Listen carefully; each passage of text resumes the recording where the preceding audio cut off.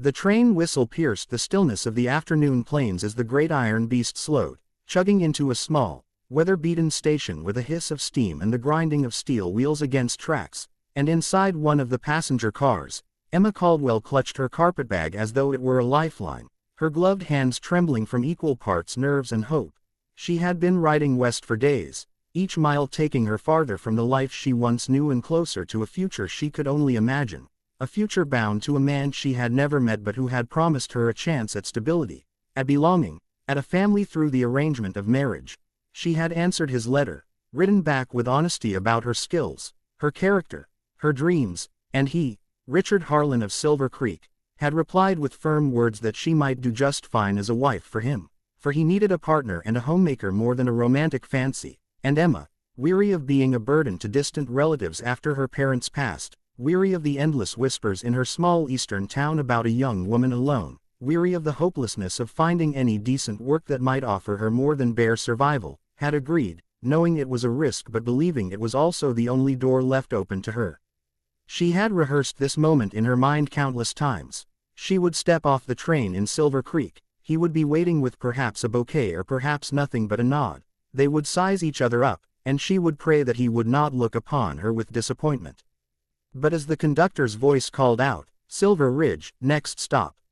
Silver Ridge. Emma's heart leapt too quickly, her nerves rattling her reason, and in the blur of fatigue and anticipation she mistook the name for Silver Creek, for they sounded close enough to her anxious ears, and without hesitation she gathered her skirts, smoothed her bonnet, and stepped down onto the wooden platform, the boards creaking under her feet as she breathed in the dry, dusty air of the west.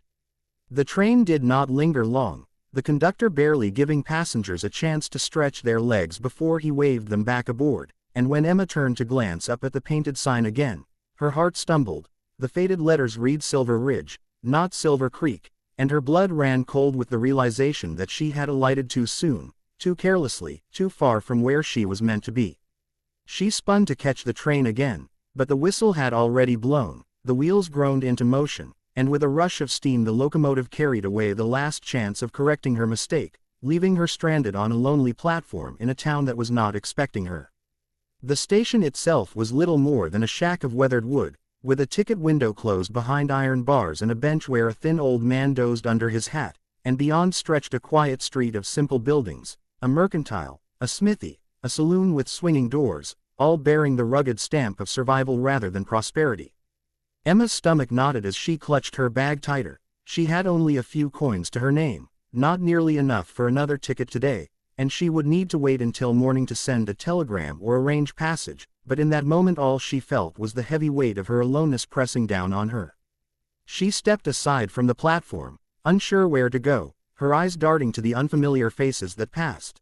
A pair of ranch hands leading horses, a woman in a calico dress carrying a basket, a boy running barefoot down the dusty road, and she wondered if perhaps she should seek the sheriff or the pastor, anyone who might grant her a corner of shelter for the night. Just as she was gathering the courage to move, a high, sweet voice broke through her thoughts.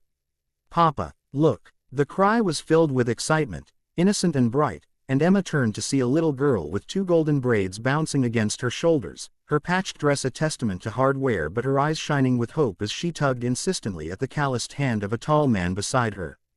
The man's gaze followed his daughter's pointing finger, landing squarely on Emma, and for a long breath he simply studied her, his expression unreadable, his features rough-hewn by sun and work, his hat casting a shadow over eyes the color of storm clouds.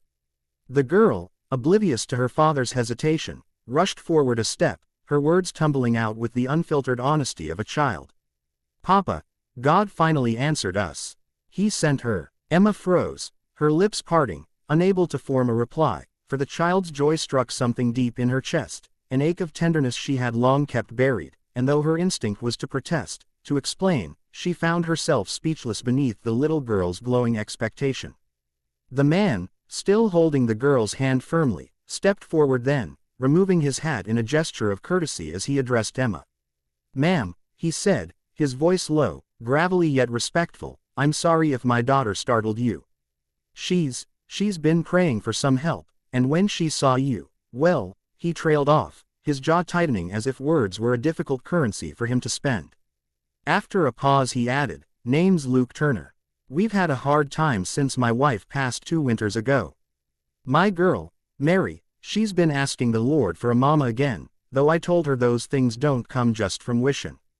Emma's throat tightened as the child, Mary, beamed at her, her small hands clasped together in front of her chest as though in prayer, and she said with unwavering certainty, "You're the one. I just know it." Emma wanted desperately to smile, to comfort the child, but honesty forced her tongue. "Sweetheart," she began softly, crouching a little to meet Mary's eyes, "I think there's been a mistake. I was on my way to meet someone in Silver Creek. I got off the train too soon." She glanced up at Luke, her cheeks warming with embarrassment, but instead of dismissing her, his gaze held hers steadily, a flicker of something unspoken passing between them. "Silver Creek's near a day's ride from here," he said slowly. "You won't be getting there tonight." Emma straightened, clutching her carpetbag tighter, her mind racing. "Then I'll find a room at the inn or something until I can arrange passage tomorrow." She said it with more confidence than she felt, for she doubted her coins would stretch to cover even a night's lodging, but she could not bring herself to admit it. Mary tugged at her father's sleeve, her face earnest. "Papa, she can come with us, can't she? Just for tonight, please." Luke's eyes flicked from his daughter's pleading face to Emma's uncertain one, and he exhaled slowly, the weight of responsibility etched into his features. "It's not proper for me to bring a strange woman into my home," he muttered, half to himself, then added more firmly to Emma, "but I reckon I can at least see that you don't go hungry or left out in the cold. There's supper on the stove at our place. You're welcome to share it, if you don't mind the plainness of it." Emma's chest tightened with gratitude and conflict all at once. She ought to refuse, she thought, for it was not her place to intrude upon a grieving family's table, yet the sincerity in his offer and the open hope in the child's eyes made it nearly impossible. She found herself nodding softly, whispering, "Thank you, Mr. Turner. That's very kind." Mary clapped her hands and skipped ahead, her joy uncontainable, while Luke gestured for Emma to follow him down the dirt road leading out of town toward the hills where the faint outline of a homestead stood against the sky.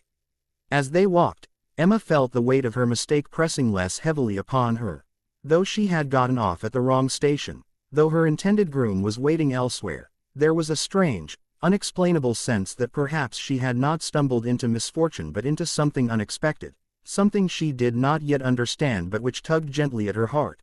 Like the quiet pull of destiny, the Turner homestead came into view as the sun dipped lower in the horizon, spilling golden light across the wide expanse of prairie grass that bent and swayed in the evening breeze, and Emma, following beside Luke while Mary skipped ahead with her braids bouncing, felt as though she had stepped into a painting made of dust, warmth, and resilience, for though the house itself was simple, a modest wooden structure with a sagging porch and a barn leaning against the slope, it carried the unmistakable mark of hands that had built it with sweat and perseverance, and she found herself imagining the life of the woman who had once called it home, the woman Mary had lost and Luke still carried in the weight of his silences.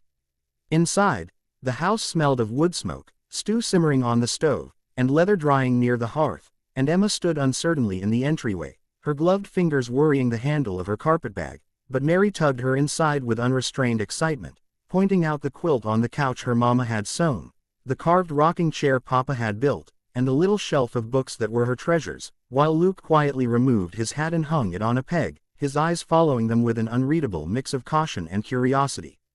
Emma, unused to being the object of such eager affection, let the child's chatter wash over her until she was seated at the rough-hewn kitchen table, where Luke ladled out steaming bowls of stew and slid one before her with a muttered, "It ain't fancy, but it fills a belly," and she, tasting the savory broth and tender vegetables, felt a rush of unexpected gratitude that nearly brought tears to her eyes, for it had been weeks since she had eaten anything more than bread and hard cheese on the train. Mary chattered happily all through supper, asking Emma questions. Did she like cats? Could she sew? Did she know any songs? And Emma, smiling despite her nerves, answered as best she could, her voice softening each time she saw the child's face brighten with approval. Luke remained mostly quiet, though Emma noticed how often his gaze flickered to her when he thought she wasn't looking, and once when their eyes met across the table, she felt a strange warmth curl inside her chest, a feeling that frightened her as much as it comforted her. After supper, Mary begged Emma to sit by the fire and sing, and though Emma protested she hadn't sung for anyone in years, The child nestled against her side, eyes wide with hope, until Emma relented, her voice rising softly in a hymn her own mother used to sing on long winter nights. The melody filled the little room with a sweetness that made Mary sigh in contentment as her eyelids grew heavy, and soon the girl drifted to sleep against Emma's lap, her small hand still clutching the fabric of Emma's skirt as if afraid to let go. Luke stood in the doorway, arms folded, watching the scene in silence, his weathered face softened by a look Emma could not quite decipher, and when their eyes met again, his voice was low, almost rough. "She hasn't slept that peaceful in months." Emma's throat tightened, and she stroked Mary's braid gently, unsure what to say, for in that moment she felt both like an intruder and like someone who had stepped into a role she had not chosen but which fit her more naturally than she expected. Finally, she whispered, "I'll leave tomorrow morning. I don't want to impose." Luke shifted his weight, his gaze lingering on Mary, then back to Emma, and after a long pause he said, "Maybe you got off at the wrong station, Miss Caldwell, or maybe you got off at the right one." His words hung in the air between them, heavy with meaning, stirring a tangle of emotions Emma could not untangle: loyalty to her original plan, fear of the unknown, but also an undeniable sense that this home, this child, and even this grieving man had been waiting for someone, and perhaps, by some twist of providence, that someone was her. That night, as Luke carried Mary to her bed and Emma lay awake on the couch under the quilt Mary had proudly shown her, staring at the flickering shadows of the dying fire, she realized she stood at the edge of two futures. One in Silver Creek with a man she had never met, and one here in Silver Ridge with people who already, in one evening, had stirred a love and longing in her heart she thought she had buried forever, and though the decision loomed heavy, for the first time in years she dared to believe that maybe, just maybe, God had not forgotten her after all.